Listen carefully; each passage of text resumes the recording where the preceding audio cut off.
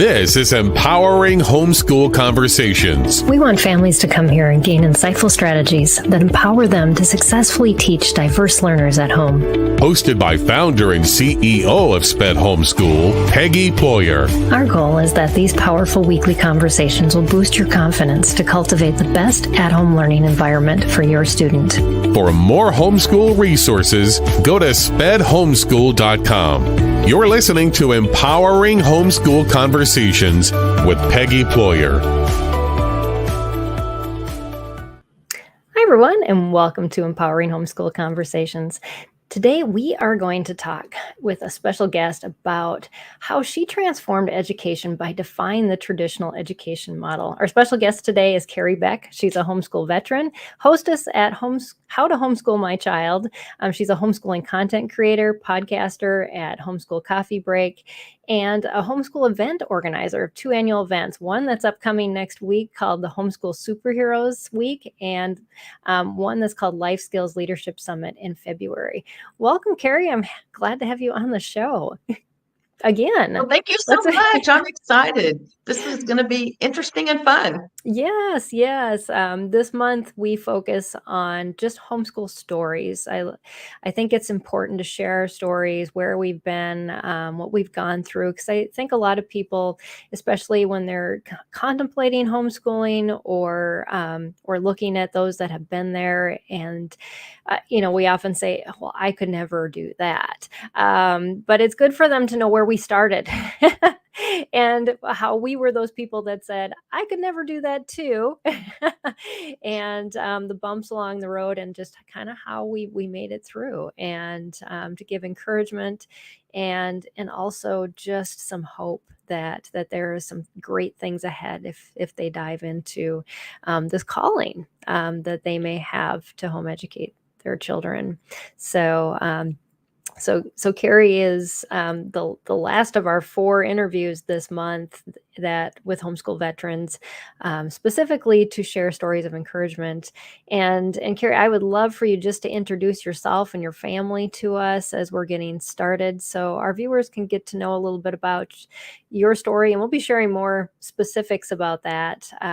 But just in general, who you are, and just anything else you want to just start off the show with and sharing about yourself. Sure, I would love to. So I am Kerry Beck. We homeschooled for 10 years. Before we homeschooled, I never said it publicly, but I said, I'm never going to homeschool. Personally, I thought homeschoolers were too lazy to get up and get their kids to school. But we have 3 kids, and we did homeschool for 10 years. We did actually all of public school, homeschool, private school, you name it. We did it, co-ops. But my kids are all grown. They are all adults. My oldest is Ashley. She is married to Jesse, and they have 2 girls, Faith and Elizabeth, that are 6 and 8 years old. And then I have a middle daughter, and she lives in Austin. I have a middle daughter, Gentry, who is married to Andrew, and they have 2 kids, one 4-year-old little Landry, and he'll be 2 years old in about 2 weeks. We're going to the birthday party in the weekend.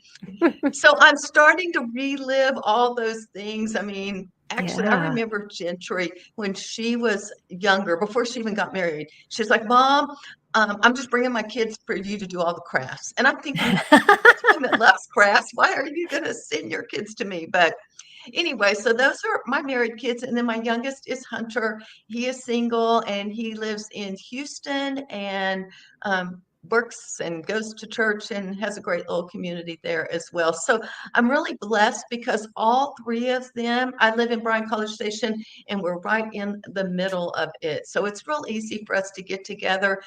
And one of the things I guess I could sort of brag on my kids is they still really enjoy being together. We try to do a family vacation. It's usually just a long weekend because it's just hard to get everyone together. Right. And they are actually planning it in October to go to Broken Bow because it's so important that we still get connected. And even my son, he will drive up for the birthday party in Dallas, 4 hours away. And so that's a real blessing. That's amazing. I don't know what the else. connections that you create when you homeschool. And I I think we often, we focus so much on the teaching, the education, but it's the family dynamics that are created when you are together all the time, which, some people see that as a disadvantage, but it really, on the flip side, when you're looking, at your efforts through that, that's when the payoff comes, when they do. Because our son drove all the way from Florida to Minnesota just to be with us for a week, because he hasn't been to any family functions and he really just wanted to reconnect. And we go out to visit him twice a year out there, but it's just not enough because you're so used to being together all the time and you miss those connections. Good. And really, I know it's like, okay, I'm putting on Homeschool Superheroes next week. And as I interview, like I've interviewed Peggy, I've interviewed other people, one of the things that comes through, I think, and these are people that have been homeschooling for a while, is really homeschooling is all about building relationships. Academics is just sort of a tool. And like what you're saying right there, that is really my heart. I did not know that when I mean, we were still purposeful in building relationships with our kids before we homeschooled. One of our things, and it still would be today, is eating dinner time together on a regular basis. And I am just sort of shocked at how many families don't. But Yes. I'm like sitting at our dinner table right here, sitting here, you know, just sitting here and having conversations, and we just made it work pretty much every day so that we were always focused on spending a little bit of time together. Yes. Yeah. You've mentioned that event that's upcoming, Homeschool Superheroes. And there is a link I just put down below on the screen, homeschoolsuperheroes.com. Can you just talk a little bit about what that event is? Sure, it is. It's a fun event. It's sort of a back to school chance for you to get encouragement, but we have a variety of topics. We have people talking on how to homeschool encouragement. We have all the subject areas. We call it our daily study hall. And so every day you'll get 2 or 3 of those. They're just spread out. And then we have parenting and faith and planning and organization. And then one day we just have it all together. Peggy's part of this day. Teens and tweens, preschoolers, and special needs kids. So, about when I started 2 or 3 years ago, I actually started this in 2010 and did it for 5 years. And then our business became a hobby business. And then I revived it in 2020 during the pandemic. And special needs, I didn't Yeah. really have any speakers. So after that, and people kept asking, I kept going, okay, we need to get people on that topic specifically. I know a little bit, I know a lot about education. I can tell you my story, but special needs is not really my specialty. And so that was something I was thankful that I met Peggy a year ago. It was just in one of these about holidays. Yes. You And I'm were just on going to the give you a little show plug. then. Mm-hmm. I was like, this is so cool. And we only live like probably a couple hours away from each Right. other. But Exactly. but the one of her talks this time is be angry and train your kids. I may not have said it Yeah. correct, but Yeah. that is our keynote for our Parenting and Faith Day. And so we will Mm. play that after our kickoff, and you'll have a chance to just hear some very personal stories from her. I was really touched, and there was Oh, a few thank times you. I was about to tear up because it just brought back so many memories from me and things that I dealt with myself. Mm. So, Yeah. Well, I'm oh, and excited to I be should tell part you, of that. And yes, we will include the link in the description as well, but it's homeschoolsuperheroes.com if you want to check that out. And the event is free if they watch live, right? And then they can get a VIP ticket and then access all the videos whenever that so exactly, videos and podcasts.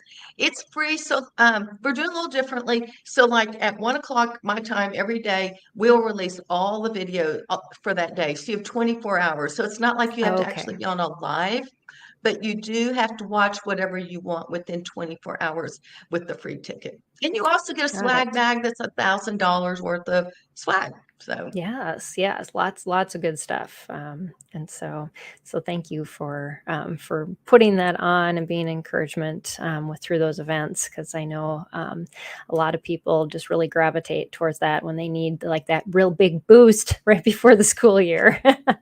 And in the middle too, because you Right. have another event that happens during the middle of the school year, that kind of helps people get through to the end of That's the so true. year. So Yeah. as far as your story, um, you said you didn't start out with the goal that you would home educate. Where were you in that educational process? What was your background, and what were your objections? My background, well, okay, my objection is what most everyone that's not a homeschooler was, oh, socialization. Okay, we'll just put that over there. My Okay. background is I was a public school teacher for 6 years.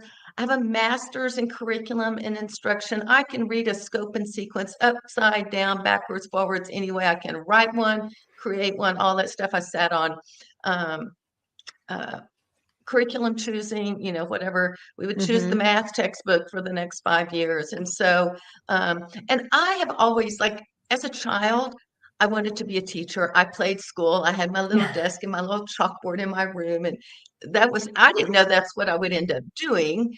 I Right. actually went into accounting for a summer because I had two majors, and God clearly showed me, no, this is not for you. And so I ended up moving back to College Station here 1 week before school started, and I was like, Wow. I'm just going to sign up to substitute. I'm moving here to lead Bible studies for the college kids that go to Texas A&M.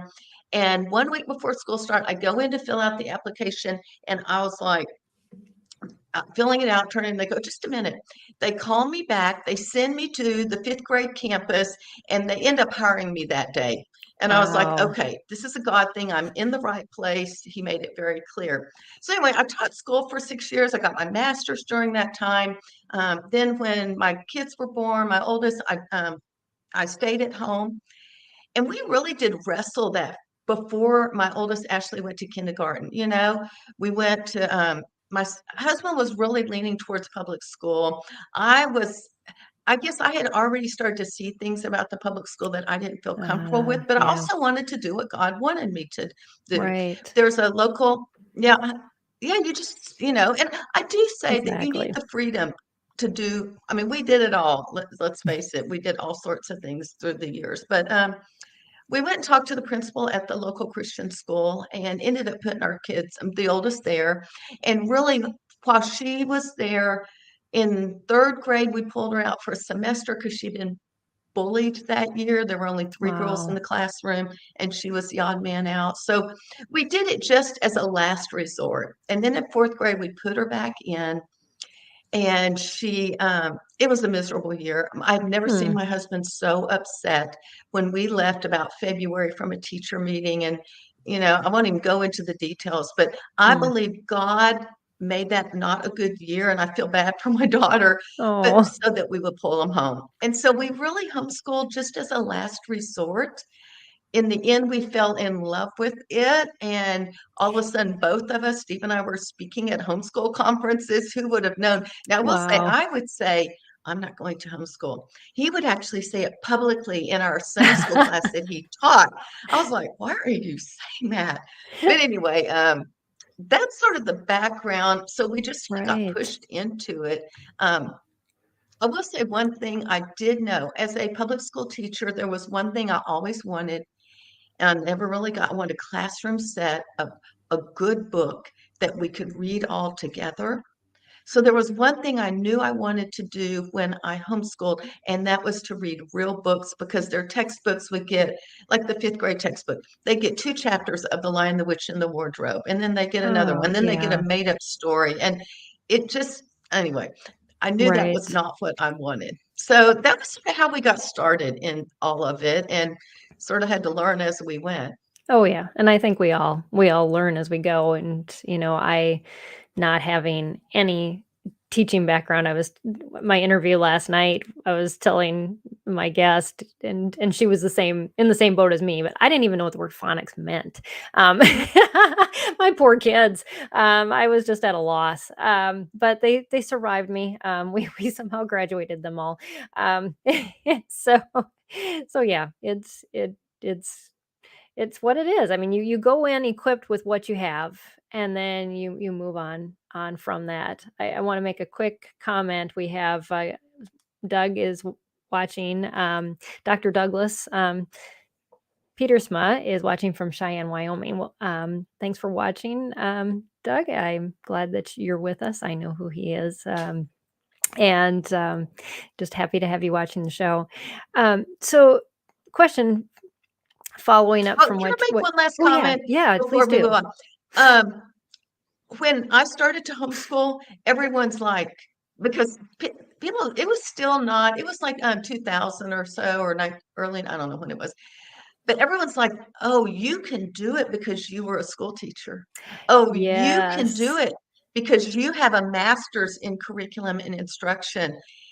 And I will tell you as we talk, that would, I mean, I had to just like completely flip. I think it was really a detriment, but And that's what I was because gonna of the ask you too. system, Yeah, yeah.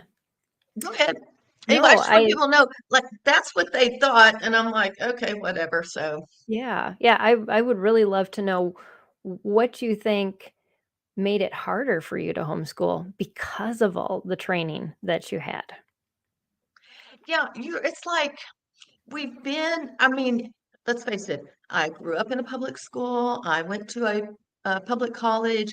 I taught public school. My kids went to a private school, which is still run very similarly. Not all private schools are, but you still had all your grade levels and you had all your grades and you did all your subjects and all this kind of stuff. Right. Um, so the book thing was nice because I actually knew I didn't want to use reading textbooks for one thing. Mhm. The rest of it, I was sort of figuring it out as I went. Um, I call it the conveyor belt. I feel like so many of us grow up on this conveyor belt where Yeah. we Yeah. all get put on the conveyor belt at this station. We're all tested the same way. We do the Mhm. same activities, and then we get a stamp of approval. We go to the next one, and there's Right. 12. And then on the 12th one, we get our final stamp of approval and we're sent to the market, to the job market. And so Hmm. this is really, I think, a description. Everyone is all the same. And so I had to sort of rethink and, I don't know, deschooling. There's some phrases that people use, Right. but I just had Mhm. to like rethink my mind on what I had to train myself and really educate myself on what is education. I will tell you, I Yeah. learned more about real education as a homeschool mom than as my undergraduate degree in education or my master's degree in education. And so there's just so many things. I learned more about the history of education and how it had changed through the 1900s, and for me, not Yeah. the better. And so those are the things I had to sort of flip flop in my mind. It actually wasn't too hard for me, but I had to be really intentional. I call it the checklist and the conveyor belt, and then that productivity checklist. I love a good checklist. That's just who I am. I'll write it down so I can cross it off. Right. But Yep. so that was sort of where I was, and those were sort of some of the struggles that I was going through. Yeah, yeah, and yeah, from what I've heard from other people, like I've had people on my team who were trained as special ed teachers, they even say I felt less equipped because I had to work through all those mindset changes before I could even start schooling and real education because what I had been doing for so long really wasn't going to work at home. Was there anything that you tried that you were like, "Nope, scrap this. We're gonna, completely let that go." Did you try anything that you had used in the classroom and then realized that it wasn't gonna work at all? Well, I will say, like, we have an office over there. We were privileged, but I mean, I still decorated the whole thing and did all this stuff, which probably wasn't necessary. When the kids got older, we just sort of scrapped it and they would just, study in their bedroom. Um, I don't know that I ever said, okay, I'm just going to scrap it. I will tell you that summer before I started homeschooling, I went to the Houston conference. I'll tell you a couple of stories. One, I'm not going to name any names of curriculum publishers, but I was going to use this one grammar program. That was the one thing I knew I would use because it was, and the thing is, you couldn't actually take it home. You had to order it and they would ship it to you. And I went to this conference, and Sally Clarkson they had just come back from England or wherever. No, they were missionaries in the Eastern Europe or wherever they were missionaries beforehand. And she was speaking, and I planned to just go through the book fair and get all my stuff. And then in the middle of the afternoon, I was like, well, I finished all that. I'm gonna go listen to a workshop. And she had a workshop called Whole Books, Whole Child. And just that books idea was still coming up in my head. Right. Yeah. So I went and listened to her.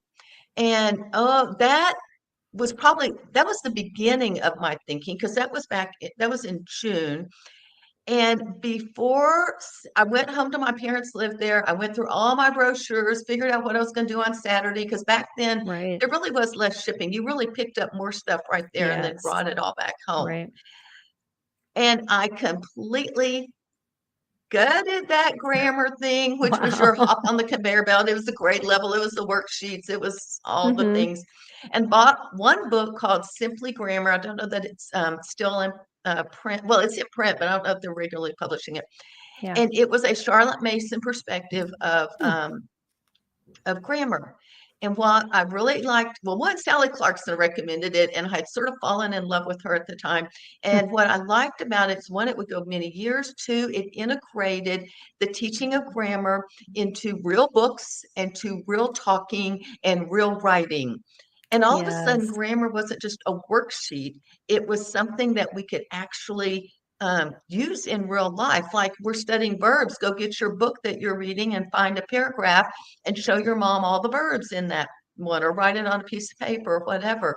And Right. I actually used that book for about 5 or 6 years, and I fell in love with it. I thought it was just an easy, relaxed way to homeschool, and Mm. not so rigid, like, you know, and we never did do the thing where, okay, everyone's doing math right now, everyone's doing this.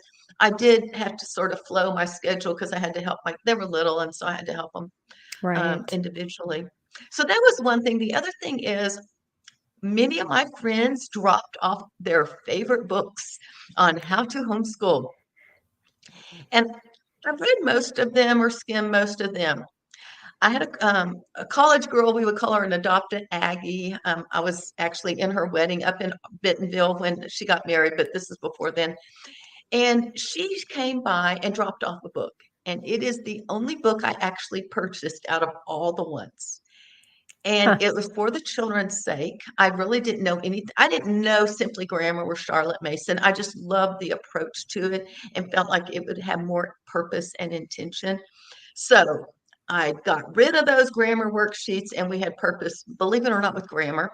And then that, for the children's sake, I would say over that first year really helped me sort of think through things I could do. So I probably did rely a lot more on my educate. That first year, I did things more like a public school, or like, teaching this subject this way. The Right. biggest thing was books. And so we read aloud history books, and we would do our history. I used Sunlight. And, so that was probably the biggest thing that we did, Mm-hmm. was change over and try to find real living books to actually educate. Yeah, I embraced that too. It just seemed to really flow with our kids, and made so many subjects come alive because they were starting to be relational. And it comes back to what we were talking about kind of at the beginning. It's that relationship, and we are wired to have a relationship. And when we remove relationship from the education process, from our family just interactions, and make it all just, it's about getting things done, tasks on a list. That's when we lose the fun, we lose the depth of what education really is. Um, and so those books bring to life so many things that regular textbooks just can't. And so I love that all of that came together, and that God started that seed in you even before you started homeschooling, that books were real books that go from beginning to end, that there's a story. Um, how did that like expand out throughout your homeschooling years, and what did that look like in how you taught your kids with living books or in other subjects? I will tell you and confess to you, I was not a reader as a child. I did not like it. We had, I don't know if they had it when you were in school. They had this little thing called the Saltgrass Reading Trail. And back in the 60s, the cows. I mean, the horses and the cows would go right down Interstate 10 on the feeder road, right by my elementary school. And this was a little thing that would end whenever those people did. So we had September to February. I would read just enough books to be able to fill all those in and get my little prizes. And that was it, no more. If you ask my children now, they're like, she's a voracious reader. I mean, we share titles. My daughter just dropped off 4 books in a series, and anyway, so we all like to read, but not all my kids like to read growing up either. And I say that just to give you hope, because so many parents want to, they're like, oh, I want them to love this and I want them to love that. Well, Hunter, my son, oh my gosh, I was always searching for something that he would actually read. And when he was Yes. like 8 to 10, I can't remember what I found.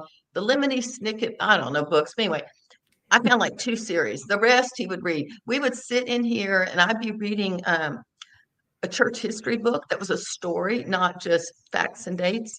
And he'd be Right. throwing his ball up and I'd read 1 page. And this is like a 5th grade textbook. And he was about 5th grade, but we're doing it together. I was like, well, what was that about? I don't know, and he's a smart kid. Like Right. he made really good grades. But anyway, so I had to sort of rethink what to do with him because he didn't. And so some of the classics that I would have thought he would have loved to read, he didn't. And so I had to Right. be flexible with that. And just because there was something written on, say, a 5th grade reading list, I had to pay attention to his individual interest and concerns. Ashley Yes. loved history. And so that was something that was easy to sort of tie in. Gentry, she would read anything and everything. So, although now she does not read nonfiction, she'll tell me, she goes, I do, but I'm not really into it. So, okay. But I do think some of the things that we did to encourage that is read aloud books every day. I Yes. will say, even starting from the beginning, as a public school teacher, after lunch every day, we came back and I read a book. Now that was where I was able to pour into those kids real books.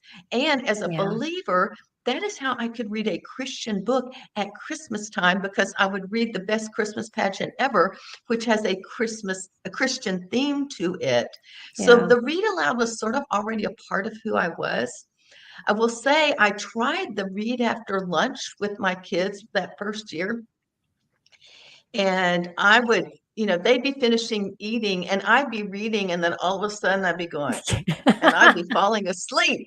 I've been up since, I don't know, 5 or 6 in the morning, and I was tired. So I'd end Yes. up handing it off to my kid, one of my girls, because they were old enough to read whatever book.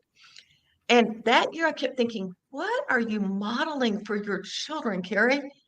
What are you showing them? That reading is boring and it puts you to sleep. We have got to do something different. So that was what I had done as a public school teacher. The next year, Ah, and for every year after that, the very first thing we did every morning when we all got together, that relationship building, was to right. read aloud. It's basically 1 hour. Some people call it morning basket, morning time. I ended up calling it family time. And I used it for a variety of things, and it changed. The kids, especially younger, they would all pick a poem and read a poem out loud to us, and That's practice great. some of that. If we were doing a Bible study, we may do that. We might do art appreciation one day or music appreciation. We would sing a hymn every day. But the last 30 minutes of that 1 hour was always read aloud.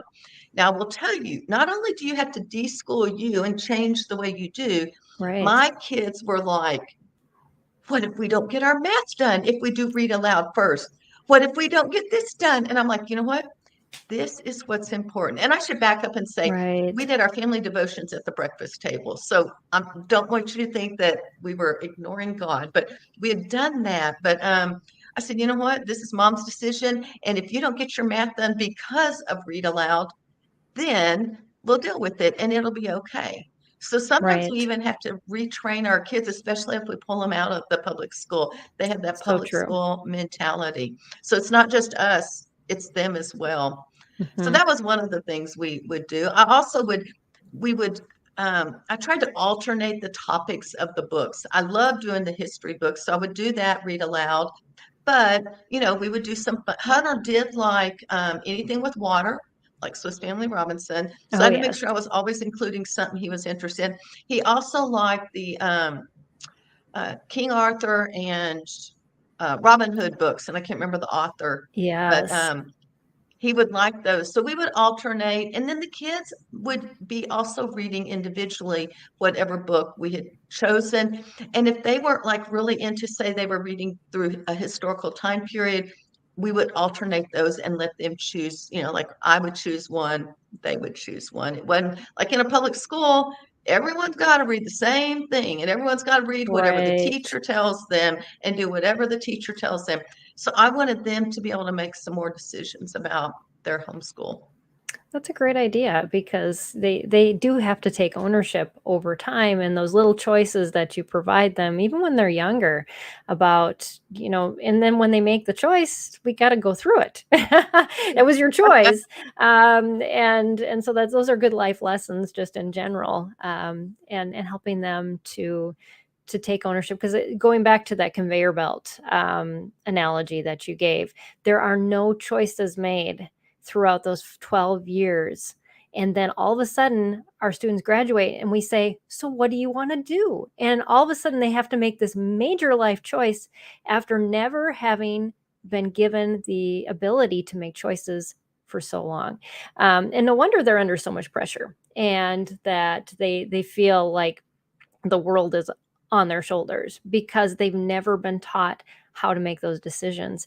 So you just naturally integrate. And I think most homeschoolers do, if we let go of that traditional model, that we have to give ownership, and our kids have to become lifelong learners and in and through that process.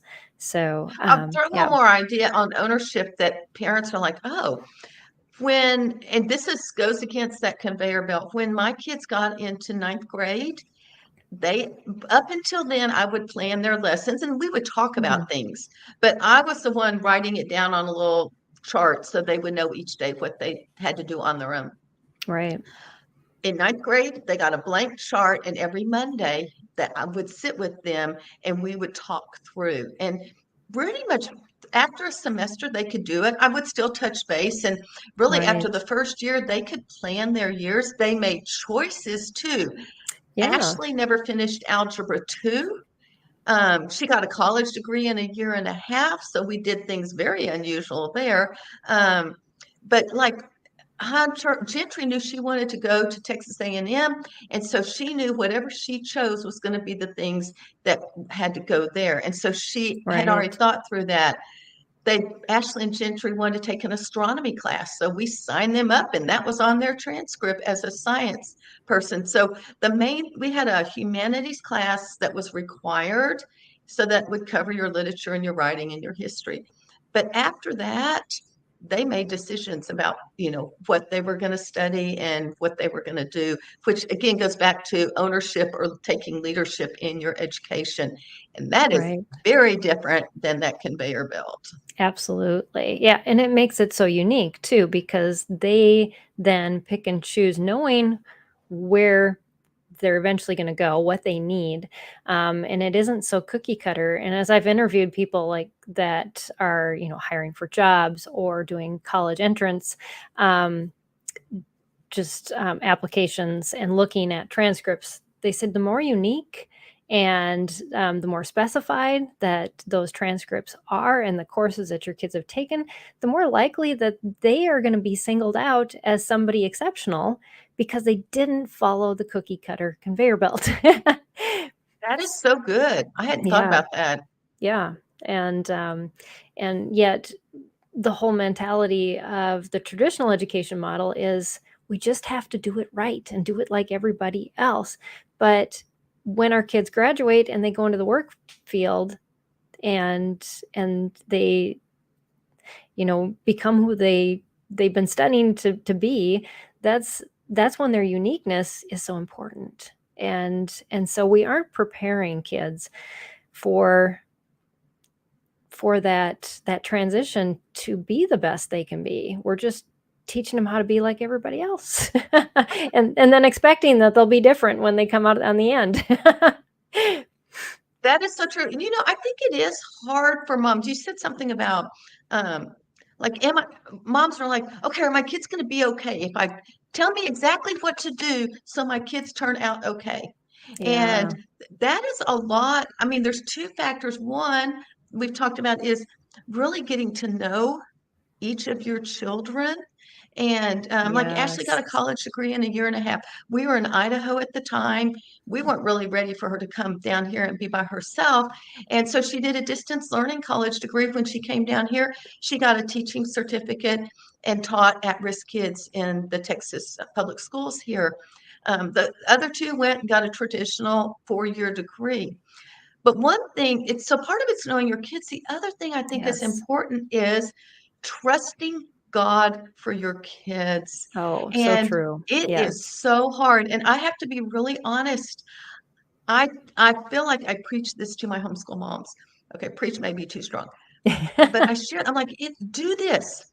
I don't know that I did that as well as I would do it today. I've walked through a lot of things in the last 7 to 10 years. I think I would have trusted God more. Now, that doesn't mean I didn't pray for my kids, but to really be trusting about each year and even through the year, what should I be doing? How should I be spending my time? And Right. I really think of one of my students, mom students, said, Kerry, what makes you different is you're always telling us to have faith that God's going to show you exactly what you need to do. And she goes, that has just helped me so much. So I would just Mm, say, if you need to rethink and retrain, get to know right. your kids and what's good. But I still say, go back to God. And I will say, I I mean, I know I prayed and I know I trusted God. I just think I would have spent a lot more time in prayer. I guess if I had had more time, because when they're all little running around and you're going crazy, it's sort of hard. But that's just It's those something. arrow prayers. It's just help me I now. know. It's really, I know. So anyway, that would just be one thing to encourage you when you do have to rethink the way you're homeschooling and get off that conveyor belt. I think God's the only one that's going to see you through. Absolutely. He created our kids, and we so quickly forget that because the security of the traditional education model seems like it's just such a good anchor. And yet it is not. That is your sifting sand. The anchor is in God, who created your kids, who knows their future already, and knows exactly what you need to do to prepare that child in the way they should go. And if we listen and we rest in that, that is where the power comes in to really parent and educate our kids and prepare them, because we just don't even know what's coming. But where my kids are right now as adults, I would have never guessed. In the perfect world, I would have had, this, all these little things happen in a line. And when tragedy strikes, when a pandemic hits, when new diagnoses come up, and have I prepared them? Well, if I listen to God, yes, I have. But if I didn't, no, I didn't do my job. And that's hard because, like Kerry, you said, you want those check boxes, that shows I did a good job. But God's way of showing us we did a good job is very different. It's just being obedient and listening. And so I'm excited that you're preaching that, yes, preaching to your community, Well, because it's important. I know one of our talks in Homeschool Superheroes is most important subject to teach. And I don't really, in the description, we don't say Mm. what it is, Uh, but it's the Bible. yeah. And, that is something else. I mentioned it quickly about read aloud, but truly, I did not give God his due. Really, the most important thing we did every single day was have some sort of family devotions usually around the breakfast table. Yeah. When Steve came home and was working from home, he would lead it. I'll just tell you a quick little story. Yeah. We sort of, when the kids were little, we're talking 5 and under, we sort of did this about family devotions. And I was like, I think we should do it on a regular basis. And he's like, no, we'll just do it as it comes up each day and whatever. and I tell the story with full permission. Okay, I'm not Okay. trying to put him down. I will tell you, both of us have told this story, our own versions of it, at homeschool conventions too. But I did what every good wife does. I went nag, nag, nag, nag, nag, and that did nothing. And so Right. I was listening to a James Dobson. It was back when we listened to radio, and it was just a few blocks away. And the lady was saying, "Don't nag. You need to pray." And so Yes. that was the day I quit nagging him about family devotions. I would still lead them when he would go off to the office, but I waited till he left because I didn't want to just put it in his face. I wanted to be respectful of him. And let me tell you, it did not change in a day, a week, a month, or a year. It was actually several years. But when he Wow. got on board with family devotions, he was all on board. And so, That's and amazing. he would, I mean, I'm just sitting at the table. He would sit right here at the head of the table and he would lead it. And he did such a better job than I did. And so both of us landed in the same place, obviously different routes to get there, but he would say the Yeah. same thing. Family devotions, that is what we need to do, is pour Jesus into our kids. Now Mm. it would look different at a 5-year-old than a 15-year-old, but I will challenge you this. I just read a book called Together, and it's a Hmm. mom that asked her husband, "Hey, I'm really having a hard time reading my Bible. I'd like to read the Bible with the kids one chapter a day. What do you think? If I say I'm going to do it with the kids, I'm more likely to get it done." They decide yes. Her oldest is 4 years old and her youngest is a baby. And she tells the story. She's like, Wow. I'm reading, "Hey, mom, can I have another cinnamon roll?" And then she reads, "Hey, mom, can I have this?" And she's like, "This is a failure." She goes in the kitchen, she cleans the dishes, and in the other room, the kids are acting out Cain and Abel. So your kids are never too young to actually Yes. read the Bible itself, not a Bible story book, which I think there's still a place for that. So Right. I would just really to challenge you that keep the most important thing, and really raising our kids to know God and love God. And you can't force it, but Right. raising them to know God and giving them those opportunities to be with them. And so to spend time as a family in God's word and singing and prayer and Yes. all of that, Mm. that is to me the most important thing. Yeah. Yeah, absolutely. Because when, I mean, life happens, and those are the grounding things that decisions get made upon, that truth is held up, and all these facts, whatever that comes at us, is held up against, if that's our foundation. And we want that for our kids too. And I remember my kids, we did a lot of character training, and that's my whole talk about anger with Carrie, kind of focuses on that. But my oldest son asked me at one point, "Why does it always come back to God?" And what a good invitation to start talking about, that. But it's because life is about God. He made us, and Mhm. you have those deep, good conversations. And I think he was maybe 6 when he asked that question, Wow. and so the opportunity, because you spend so much time with your kids, we have time for those questions to cultivate, and for us to then dive into them and help them, those seeds, to grow. um, Otherwise, we're racing off, and I see this happening so much now with kids, going to school and then activities. The parents barely get to spend any time with their kids in general, and homeschooling kind of flips that. What's one of your best memories of just family time and learning together?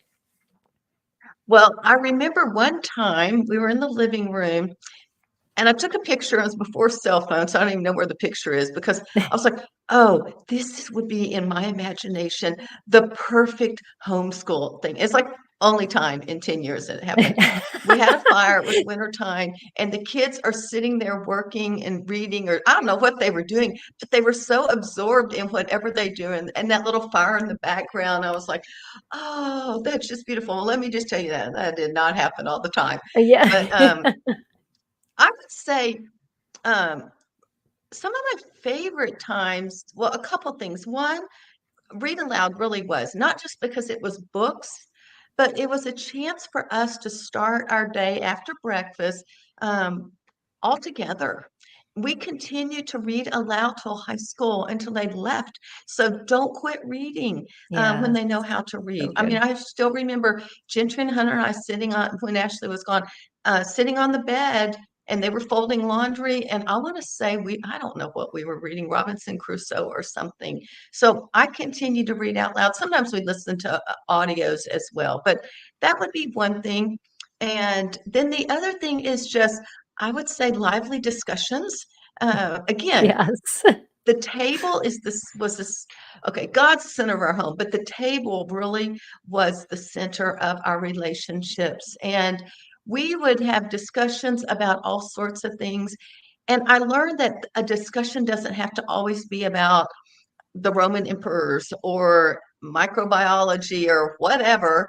It could be Right. about anything, and my kids are still learning to communicate. And that was something Oh, I really so wanted true. them to do. And so I do remember, well, I'll tell you a story. Ashley's married to Jesse, and it was the first time he came over to eat dinner when they were dating. Hmm. He is a Boston Red Sox fan, and Gentry at the time was a New York Yankees fan. Well, she's used to discuss, argue, whatever. I mean, I'm Right. thinking in my head going, zip it, quit telling him how Boston Red Sox don't know what they're doing or whatever she was saying. And but the thing about those type of discussions in our family, we could disagree, but we all knew we loved each other. And we all knew, Yes. even if we had differing opinions about something, that we would all still love. And the funny thing about it is Jesse is probably our biggest arguer. If you say it's black, he'll say white just for the fact of arguing. And it didn't really even bother him because one time I was at their house and the next day he goes, Carrie, I hope I didn't disagree or hurt your feelings too much last night. I'm like, I know, it's okay. So the thing is, I have really fond memories and still to this day of them discussing and just still loving each other. What a great skill too. We live in a world where if I don't disagree with you, I'm gonna just walk away. I'm not gonna continue this conversation. I'm gonna, not continue even this relationship. We just don't agree, and so therefore we're done. But that's not how God deals with us, and it's not how we are supposed to deal with each other. We need to understand we're unique. And of course, we are going to have different opinions because of that uniqueness, but yet we can still love each other. And that love covers all those things, and learn to listen to one another. It can change us, because if we're closed off, we don't change. And again, that goes back to that traditional education model. It's the black and white, the right and the wrong, and we're taught that from a textbook written by somebody who's interpreted, the history or the science, and it hasn't, I think the beauty of home education is our kids discover. They argue. They have this interaction with their learning that goes beyond just knowing the right answer. And how beautiful that is, that, our kitchen table, our, where we eat, and our family meal has been that too. It's been so hard with my kids moving out. I was like, I miss that so much, because I'm only with one child, and she tries, but it's mom and dad and her, and so it doesn't go very far. She needs kind of that sibling backup sometimes. So those family get-togethers are great, but yeah, I love that. So as we're kind of wrapping up this discussion, as far as helping families to switch from this traditional model to embracing the true freedoms of home education, what advice do you have, for those that are going, I either don't know how I'm going to do this, or I want to do this. How do I take a first step? Just what advice would you have for them? I would go back to one of the things I said recently, and that would be really seriously pray, because I think God will bring the support and the resources that you need, and to find out what direction, because there's a lot of ways to hop off that conveyor belt. Yes, Some there people are going to are. really into unit studies, But if you're a type A person, you're not going to have craft supplies and science equipment all over your kitchen table all the time. It's probably going to drive you crazy. And you may need something for yourself just to get going. So I would say, look at your personality, look at your kids' Yes. personalities, look at where you are. For instance, if you live on the farm and you've got 6 kids, you will homeschool differently than someone who lives in the city with just 1 child. So look at your Right. circumstances and see what would work best. Don't just follow the crowd. Just because everyone's doing classical So good. conversations, or Yes. just because everyone's doing Charlotte Mason classical, whatever they're doing, do what God is calling you to do. And in the end, for me personally, I just they would call it eclectic. I did a little bit of this as I learned about Charlotte Yeah. Mason. Then we did classical, which I liked unit studies because it was hands-on and the kids had fun. In the Right. end, I pulled all that together and ended up doing eclectic with sort of a Christian leadership. I'm like the leadership, ownership. I wanted my kids to be able to walk out of the house being able to make decisions for themselves and lead themselves So well and good. lead others well. So I would say, look at where you are right now, go to God, and then if there is 1 or 2 veteran homeschoolers in your area, Yes. go have coffee with them. And maybe not just once, and you may not be able to do it all the time, but maybe every other month or something. Or depending on the situation, maybe she can come over and help you. If you're like, oh, I can't afford a babysitter to go out by myself, then find a friend and trade babysitting. And you go Absolutely. out one time with someone and she goes out and you take care of each other's. I mean, there's lots of creative ways to do this Right. if money is an issue. But I would say, see if you can find someone who's sort of gone before you. They may not do it exactly the same way as you, but they may give you the freedom and share some of their stories to be able to support Absolutely. you. If they're Christian, they may pray for you, and then just sort of try to touch base with them. That's the best. If you can't find someone face to face, I would encourage you to go online. That I will say, as I'm saying this, I'm like, Kerry, that's the whole reason you started Homeschool Right. Superheroes. I'm like, why didn't you share that at the beginning? It was basically to get veteran homeschoolers to be able to help people to go along the way. But Yeah. if not, there are plenty of online support. Having said that, Mhm. you can get stagnant because you go and research everything, and then you're going to Yes. listen to everyone, and then you're overwhelmed and you don't know what to do. I would Right. limit all the input and just, I would say maybe, I don't know where you are when you're listening to this, but maybe take a week and do your research and then say, I'm going to start making decisions. God's going to show me. And if you pick something that doesn't work, it's okay. Give it enough Yes. time. I would always say, give whatever your new thing is at least a semester to try it out. Because, I mean, people are like, oh, it's the September. And I'm like, you haven't even given it really time to see if it works. And you've got to That's so give that true. some time. Yeah. So look at yourself and then go to God. Go to God first. But in going to Him, say, okay, here's where we are and see what He has to say. Find some veteran homeschoolers that could support you. Yeah. And then just don't get stagnant. And what are they? Oh, there's a word about information. I'll think of it as soon as this is over. It's about information overload Mm, and just not being able to take the next step because you have too much information. So those are yes. just a few ideas. Yeah, that is such a problem now. I mean, it wasn't a problem when I started home educating. There wasn't enough information out there. And now, yes, it's like search, think, and then pray. And don't just fill a spot because it's empty, because that seems like it might work, or it's good enough. God has like the perfect thing. We just have to wait on Him sometimes. And that's hard because we want all of our ducks in a row and we want everything to be ready when we start homeschooling. But I love your idea of taking that break and really digesting the information instead of trying to make decisions with all the information still not yet settled in our brain. That's just too hard. Yeah. So tell us a little bit about the resources that you have. I will include these links plus more that Kerry will provide me in the description on YouTube as well as the podcast. But you have a website called Homeschool My Child.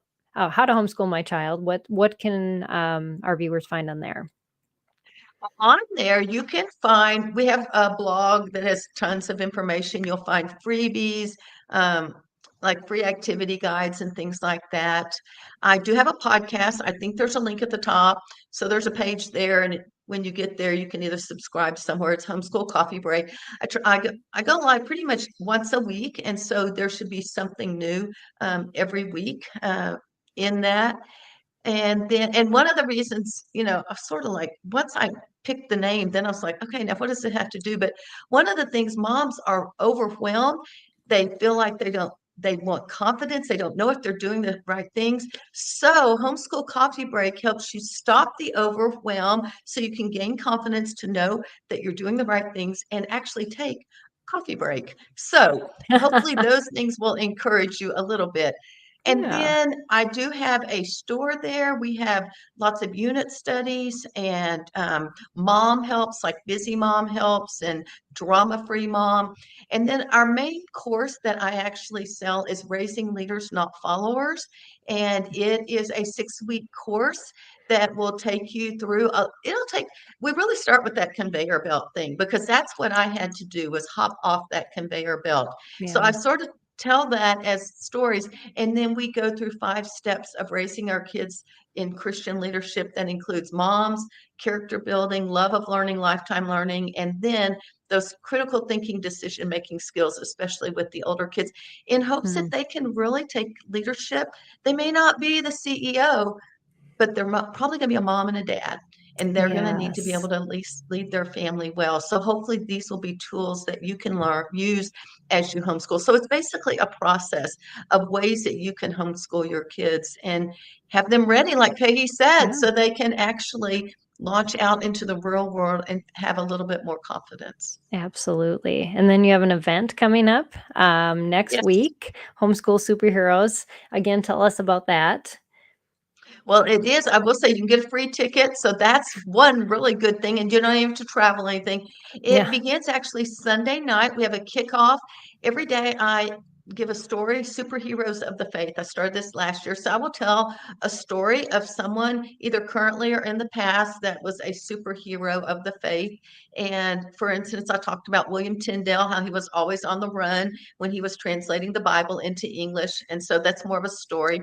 And so we have a kickoff Sunday night. We'll go through everything about how you get the most out of the event. Every morning, I will have a kickoff. My prayer partner is Jan Burt. So we will talk about, I'll do the superhero of the faith. We partner with a group called IAC.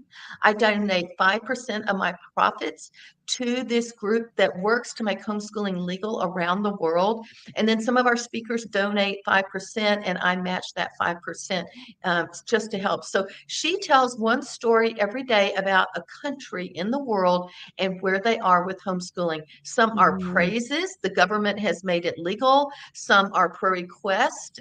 Things are Yes. changing. And you think it's illegal in strange places, like France has really tight Yes. restrictions, and Mm-hmm. England is starting to a lot more. So Yeah. she does that, and then we pray. And then at the next hour, we run the keynote. Peggy will be, I think, Thursday, but Thursday. And then we have a prayer room where people, if you want to come in, it's a private, confidential, not recorded room that you can go, Shan can pray for you. And then at 1 o'clock Central Time, we release all the sessions, and you have 24 hours to listen to them. We have almost 50 speakers and 80 sessions that you can listen to. And we have a Wow. Facebook group, and some of our speakers will go live during the week. And so you can actually Yeah. go in and listen to them and ask specific questions. And we'll have a schedule of all of that when you sign up. Very cool. That's such an amazing opportunity. So take advantage of that. That's homeschoolsuperheroes.com. And then finally, you have a family business help website, familybiz.com. Can you talk a little bit about that too? Yes, this really started back When we were in Texas, my husband, we were moving to Idaho for him to go to seminary. He had a remodeling contracting business here in town. Well, you can't really take your clients up to Idaho and remodel their homes up there. So we ended up building a business that was online. Steve started teaching teenagers how to start their own business. We developed this family e-biz site. And so now it is really directed at online businesses, but it is so families, moms, dads, whoever wants to start an online business, and we will give you tips and tricks on how to do it. We do have courses as well. But again, on Mondays, right after my homeschool live in our family eBiz Facebook group, I go live and just talk about, either getting started or a marketing strategy to build your business. We have people that are getting started all the way to, we have a few that are full-time as well, but most of them are in the getting started and the part-time income level. This is also a great place if your child or teenager is interested in having a business. They could come on and learn about it and get started as well. My hopes is that we might actually do an event for Family eBiz, but my bandwidth is only so much, and I don't know that I can add another thing to it. So totally understand. So that's familyebiz.com if you're listening on the podcast. And again, that link will be in the description. Well, thank you so much, Kerry. This has been such a delightful conversation, and just all that you've had to share, encouragement as well as just changing our perspective of what education truly is and how to embrace just the beauty of home education from just the lessons learned in your journey. So thank you for being open and sharing your story. Well, thank you so much for having me. I enjoyed this a lot. Yeah, this was great. And this interview now concludes our veteran homeschool interviews as far as this month. Although next month we are homeschooling another homeschooling veteran mom who has advice to share with you about how to go all in and homeschool and persevere to the end. She had homeschooled a student with a learning challenge, and she just wants to show you, give her life as an example to help you to persevere, because I know some of those days are hard, and we get it here at SPED Homeschool, and we just want to encourage you in that. So I just want to thank you all for joining us. Thank you, Kerry. Audience, check out Kerry's resources. You'll definitely just love all that she has once you start diving into it. So check out her links that we'll provide in the description or that we just shared. And also visit us at spedhomeschool.com for other resources for home educating your struggling learner.